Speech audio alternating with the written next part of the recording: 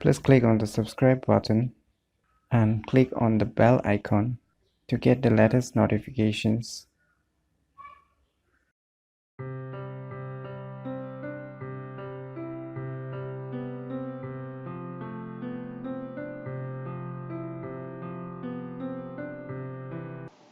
Hello everyone, it's me JB from Unique Tutorials. Today, in this video, I will show you how you can delete the software that you could not uninstall.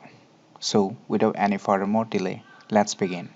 First, you need to open any web browser and you need to go to this website www.ccleaner.com.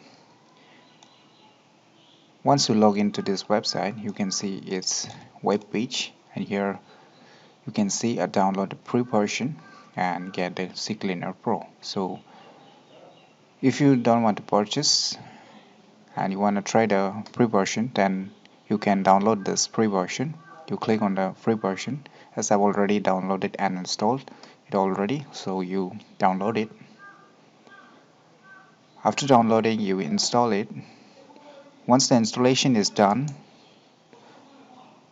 you run the software. So on running or opening the software for the first time, you will see its user interface. So I'll not show other options because I'll be showing only about how to delete the software that you could not uninstall.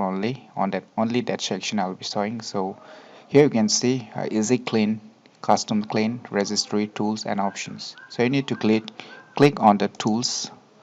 Once you click on the tools, as you can see, the uninstall. So in the uninstall, all the applications or softwares that has been installed on your Windows PC will be displayed here. So on clicking a respective applications, say I'll click one. So here you will get uninstall on the right side. Here you are seeing on the cursor uninstall, rename and delete. Suppose what happens sometimes when you click on the uninstall, you may have faced or you may be facing such problems in day-to-day life uses.